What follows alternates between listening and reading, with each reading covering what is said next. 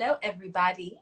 We are back with another episode today, and we are with DevanDavidson, Healing Oracle, and we're going to be discussing Law of Attraction. So, yeah. Do you want to go ahead and drop your Instagram or drop any of your social medias, Devin? What is my Instagram? It's DevanDavidson Healing Oracle. Mm-hmm. It's the same thing for YouTube. On Facebook, it's DevanDavidson. Perfect.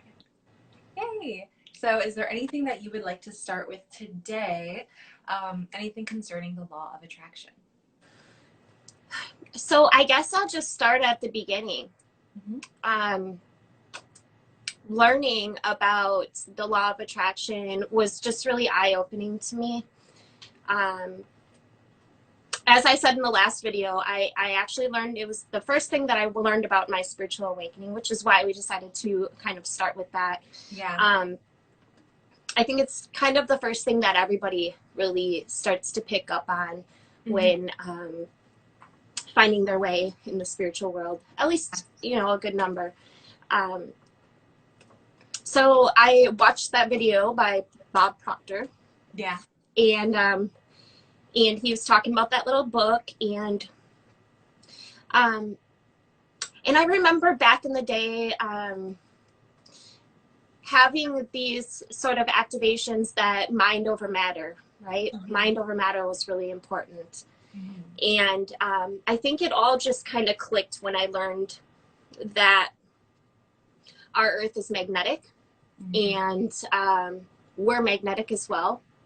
Right? And that our thoughts and our feelings and our words hold vibration. Mm-hmm. And I guess it also helped to know that the universe is always trying to give you exactly what it thinks you want, right? Yeah. Meaning whatever you are sending out vibrationally the most, whatever you are thinking about the most or speaking about the most, Mm-hmm. whether it be something like, damn, I got a lot of bills coming in, right? Like, I don't even like saying that sentence anymore. Yeah. Knowing what I know, right? But there's things for we avoid example, saying now.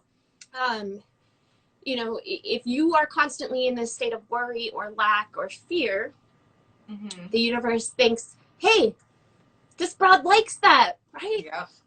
Let's give her some more. Right. That's where she spends all her energy. That's obviously what she likes. Let's give her more bills. Yay! Exactly. That should make her happy. And I should point out that the universe cannot differentiate between happy and sad, right? Mm-hmm. The universe kind of figures that wherever you spend the majority of your energy is what you like, what you Mm-hmm. enjoy. Yeah. Right? It can't differentiate, oh, they don't like this or they do. Those are just things that we have here on Earth, the polar spectrums, or I can't even think of what they're called. So yeah, it's just really important to remember that the universe really is trying to give you exactly what it thinks you want, based off of your emotions, based off of where you choose to place your thoughts and your feelings and your words. Exactly. Right? What you're feeding into. And the Law of Attraction was the first thing that I also learned about for my spiritual awakening, or actually wasn't even spiritual awakening, because I feel like my spiritual awakening actually happened much later, but I was doing spiritual work without even knowing about it. And the Law of Attraction was the very first thing. And I was listening to a lot of Abraham Hicks. Like, that was the primary person that I went to really help fix my mindset and really help reprogram my mind. Who? I didn't hear who you said. Abraham Hicks. Oh, yep. Yeah. So she reprogrammed my mind I was like, listen, oh my gosh, the amount of hours you spend listening to Cryon is the equivalent to how much I was listening to Abraham. Well, you know that they channel the same. Yeah. Yeah, in fact, I'm pretty sure they have what shows is it? together. Wait, hold on. It was collective intelligence. There you go. The same kind of collective intelligence. Yeah, well, I'm pretty sure they actually have collaborated as well. Yeah. Yeah. Ooh, that's nice. I actually haven't listened to Abraham Hicks collaborate with Cryon or anything, but I didn't even know Cryon until you. So that's interesting to hear, and I might have to finally look that up. Yeah. And see. I could be wrong, but I want to say that that's kind of where I fell into it, because I had heard about Abraham Hicks as well from The Secret, right? She was on The Secret. She was on The Secret, yeah. I don't know how I even fell into her. I think I was just like law of attraction, and it was just like, there you go. Or maybe She's that was awesome. the first thing that was handed to me, and I was like, okay. So after getting reprogrammed by her, listening to her for hours and hours every single day, I understood like what the vortex was, and I understood how law of attraction was working, and how what you say is important, and really what you feed into, what you feed your focus into. And there was one thing that she said in particular which really helped me on my journey, and it helps me communicate this to others as well. But she was basically saying, like, if there are a lot of things going on in your life, let's say that there's 5 things going on, 4 of them are really bad and 1 of them's really good. Don't spend your attention on the ones that are going really, really bad, even if it's 4 of them. Pay attention only to the thing that's going really, really good, because it's going to help alleviate the rest, and it's going to alchemize the rest of those 4 things going bad. Because when you focus on the one good thing, that's what you're feeding into, and that's what's going to grow and get bigger, and that's basically what's going to keep getting attracted into your life. So the rest of the things will be handling themselves, because you're not putting that focus and energy or pressure on those topics anymore. Right. And I also think it's important that you are cautious of where you place your energy. Meaning what consumes a lot of your time, right? Yeah. Are you watching scary ass movies that are making your body tense up? Because what are you manifesting, right? Yeah. Same thing with the news, right? Are you feeding into that? Are you placing your energy there, allowing it, you know? Yeah, music was a big one too. Like, you basically kind of program your mind with music.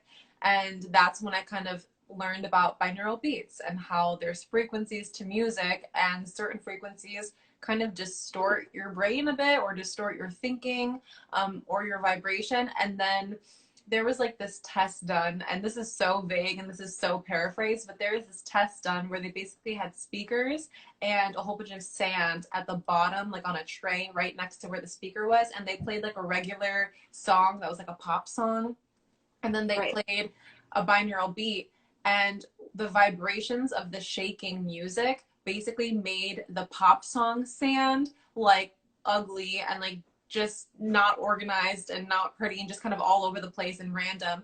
But the binaural beats sand tray was forming into geometric shapes, and they were all like perfectly balanced. And it was like weird, because if that's literally what's happening to sand right in front of you, can you imagine you putting your earbuds in and you're having that like in your head? And I was just like, whoa, that's like a game changer, because it makes a lot of sense. Right, because vibration is at a DNA level. It's at a cellular level, right? So you can picture your DNA or your cells as that sand, you know, and when you are putting yourself in a negative atmosphere, it's probably all discombobulated, right? Versus putting yourself in an atmosphere of high vibration. Definitely huge difference for sure. And then I personally have talked about vibration and raising your vibration a little bit on my TikTok and on Instagram. Did you want to like go ahead and describe in your own words like what raising your vibration means, and maybe like how you do it for yourself so others can learn? Yeah, sure. So one of the most basic ways I raise my vibration is self-talk. Giving myself the command. You could try it right now, right? Just give yourself the command in your head or out loud, it doesn't matter, to raise your vibration, right? And then you can feel that. And that's what hooks me, is when I can feel it, right? Because when you are learning something that just kind of doesn't sit well with you, it doesn't always add up, right? You may have learned something in your life that just didn't really make much sense. And then for me, it was a game changer learning about the law of attraction, because I could feel it, because all of the pieces fit, and because I could feel it inside, right? Paying attention to those tingles, to how your body feels and vibrates at certain times is just really important. So giving yourself that command to raise your own vibration is really important in my life. Also self-talk in general, like paying attention to your feelings, to your body. And anytime, like I was saying earlier, if you're feeling tense, that's probably a good indicator that your vibration isn't very high, right? Whereas if you're feeling kind of floaty and tingly and feeling good, you know, you're probably doing something right. So just making sure that I'm really careful of where I place my energy, and also speaking things into existence, right?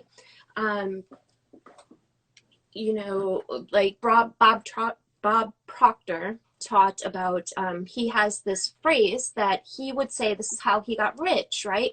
He would say this phrase, and it went something like, I am so happy, grateful now. So the feeling happy and grateful now is the time, right? So these are all aspects that needs to be in it, is the feeling, the time, for place what you want here, the abundance that comes through my life. And then it needs to be, I think it was in increasing amounts on a continuous basis, right? So quantity and quality, right? So having all of those aspects in an affirmation that you build for yourself and speak daily, write it down so that you can look at it daily, right? Write it on your mirror, whatever you have to do. And I think it's really, really important that you feel that emotion with it, right? That is one of the biggest things, is making sure that you can feel that gratitude. If you can feel the experience that you want to have now, you can bring it in. You can bring that to life, right? And this just reminded me of like the magicians back in the day, like Merlin, and you know, who knows if that story is like real, but there's myths, and I think that all myth is based on some type of truth, right? And well, and it is true that they had like all the pagans and they believed in these certain things, right?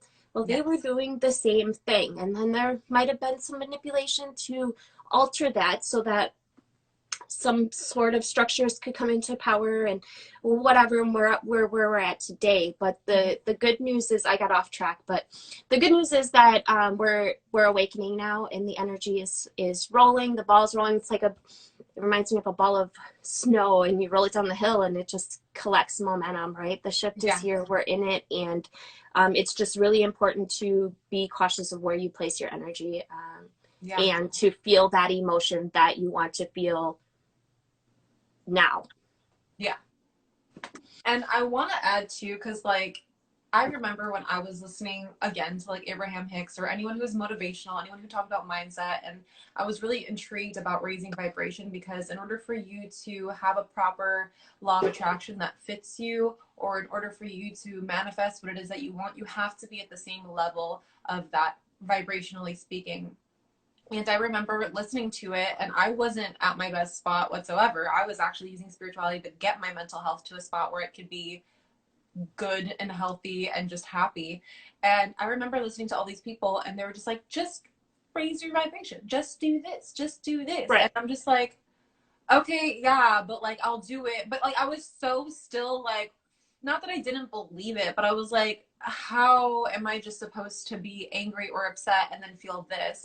And I think with experience, it really helps. And it's something that I kind of want to share and teach people, because I think a lot of people could be watching this and just saying like, okay, well, my life isn't going the way that I want it to. How are you saying that I'm attracting this when, like, why would I attract something bad in my life? Why would I attract this in my life? Like, I'm not feeling good. How can you just say, I'm going to raise my vibration and then do it? Or like, how can I feel like I have $1 million when I don't? Like, I've never felt that before.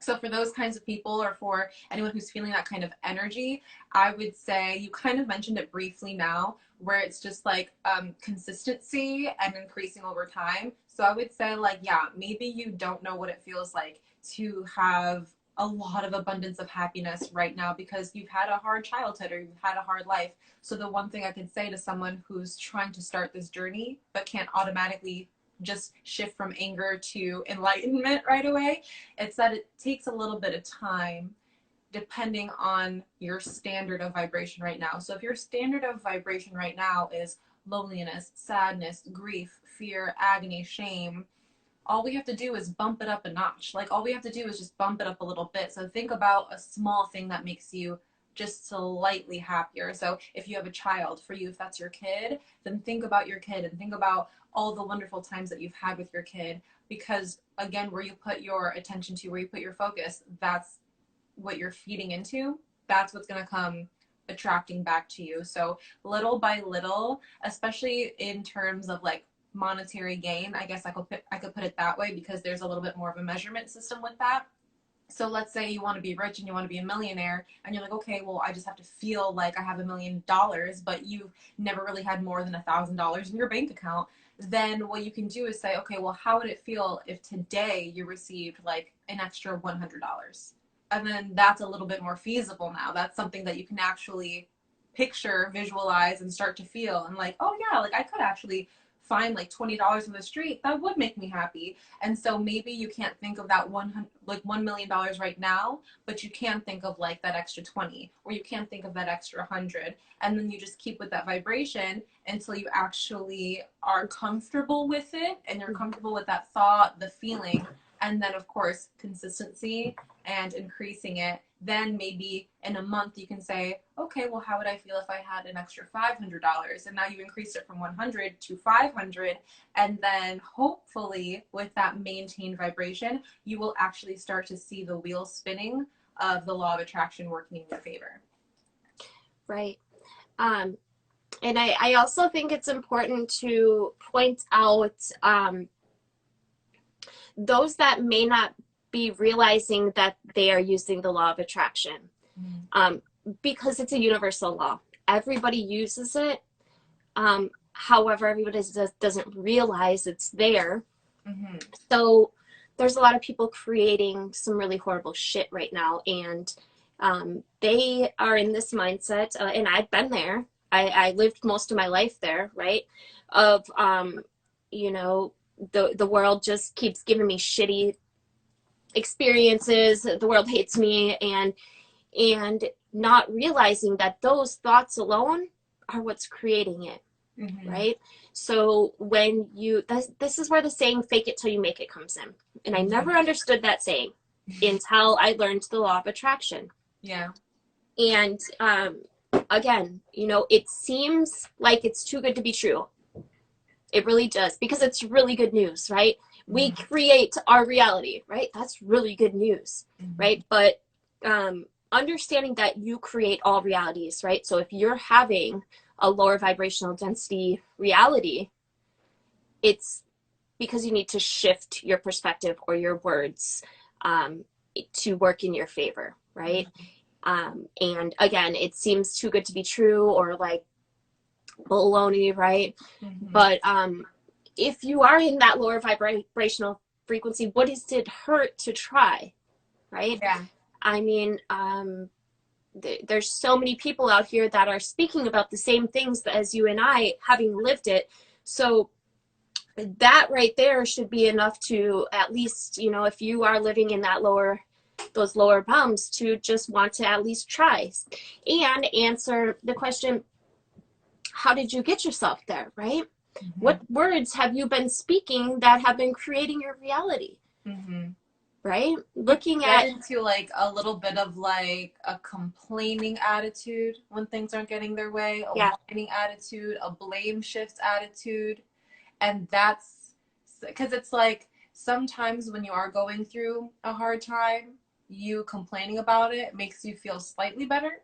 But that's the actual thing that's perpetuating it, because you're training your mind to go in a cycle of, well, let me just talk about all the bad things that are going on, instead of focusing on a different way that you can look at it, a different kind of perspective, thinking that, you know, things are temporary, things will get better. It's just like, well, this happened and this happened. Like, you want to tell people what's going bad, and that, because you're using your words and you're perpetuating that complaint, that is what's keeping you there. And it begins to be habitual, right? Like you don't even realize how much you are complaining until you become conscious of your thoughts and words. Like, damn, I really am kind of negative, right? Like, dang, there I did it again. But the practice of paying attention to your thoughts and switching them makes it easier and easier and easier. So yeah, it's just important to get out of that if you want to shift your life, really, you know. And I always like, and we were doing this healing, and I explained it then too when we were outside of that one place when I visited you not too long ago. And we were doing like a very, what is it called? Like a improvisational healing on someone who was basically borderline waking up right in front of our eyes. Like they were having this awakening because we were there as well. And we were doing this healing, and I was like, everything happens this way and then this way. So like basically it starts in here, and when you are thinking of things, when you're feeling things, when you are focused on things, that's where it all starts before it actually turns around. So let's say you are in a spot right now in your life where you're not really loving how things are going. You would have to shift this. You would have to figure and sort things out in here first, figure out your mindset first. And you may see an improvement overnight. However, it's that consistency. So if you really want to see a change, you can't just for one night be like, oh, well, it's going to get better tomorrow or one day, like blah, blah, blah, blah, when people kind of push things off into the future, but they don't really do anything about it. It's a little bit more than that. It's a really, you have to attune to your own inner energetic body.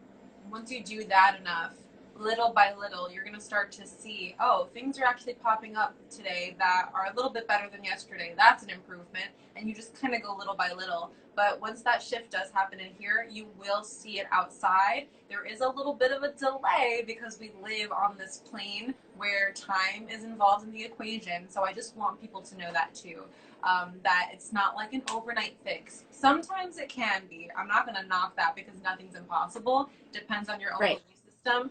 But I don't want anyone to like see this and be like, okay, things are going to just, you know, and then tomorrow they complain like, okay, nothing got better. It's like, no, there is a small delay in time. Be patient enough and concrete enough. And I think that also is something to be said with faith. When you have faith, you are allowing the patience to happen, and you're allowing the world to catch up externally to the world that's going on inside of you as well. Yeah, for sure. Hold your vision. Holding your vision. I'm also hearing to ask, right? If we have help here, right? I am a firm believer. I've seen it with my own eyes. We have help, right? You know, they haven't talked for centuries about angels and divine helpers for no reason, right? We have help. So if you're in a really low point, reaching out and just asking, it's important. And then looking for the signs that come in afterwards. Remembering that spirit works in metaphor, right? Absolutely. That's so nice. Let me see if there's any other tidbits that I wanted to. Oh, yeah, I wanted to just mention the word karma because a lot of people who would see this now, especially if they don't know too much about law of attraction, it is kind of basically what karma is. What you're putting out is what you get as well. So as much as it is an internal thing, what you are putting out, like you mentioned earlier, your words, what you are putting out in terms of like the actions that you are doing or like what inspires you to take that action. So let's say you heard someone was bad mouthing you and you decide to confront them and you were just calling them out of their name and being really rude or taking action to like scratch their car or something like that because you're doing it from an intention of revenge or doing it out of an intention of malice. That same energy is going to come back to you like a reflection, like karma, like law of attraction. And there is something to be said as well if people still are kind of on the fence with like that belief system. It's like everyone is you pushed out. Like everyone's a little mirror basically of you, a reflection of you. And so by you doing something to this reflection, it will bounce back. And sometimes it bounces back tenfold depending on that amount of intention, amount of power that you gave to that person or that situation.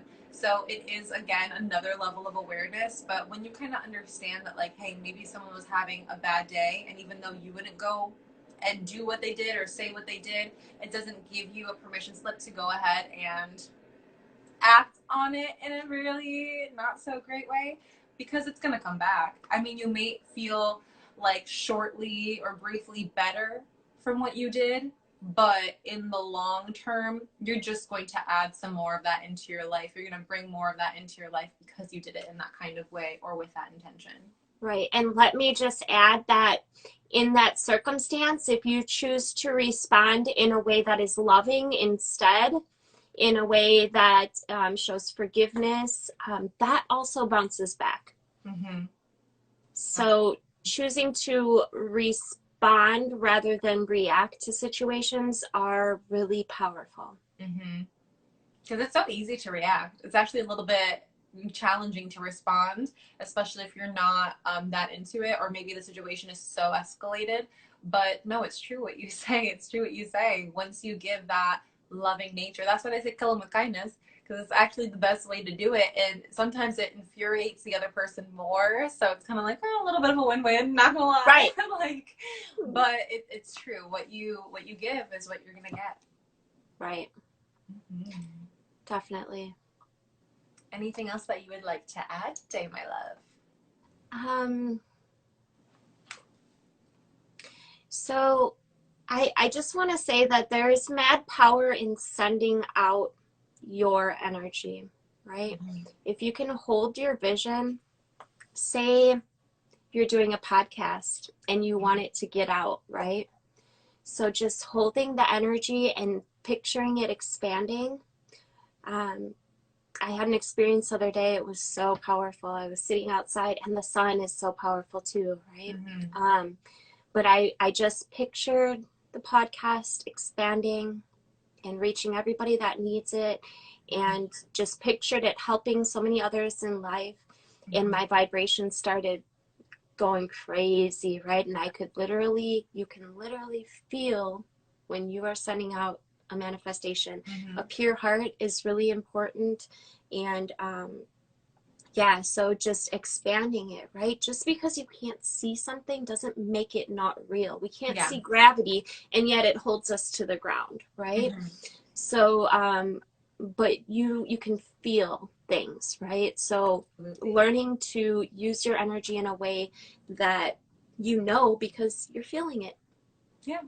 Absolutely. And I think that's really nice too, because for those who haven't really experienced that, because that kind of feeling can also, and oftentimes does come from meditation as well. So sometimes people are like, well, why do I have to meditate? Or I can't get myself to meditate. I'm like, if you knew how it felt when you really, really did it, and you did it like, not that there's a correct way, not correct way, but when you do it but there kind of is. Yeah, there is kind of a good way to do it, or a correct way to do it, because you are supposed to kind of feel that rush or that high, if you will. It's a high that's actually healthy for you, because that is that vibration rising. And when it rises, you do feel it physically. I mean, it's not just like in your head. It's not just like, oh, good thoughts. It's more than that. You feel it in your being. You can like tingle. You can become giddy. You can cry, but it's like tears of happiness instead.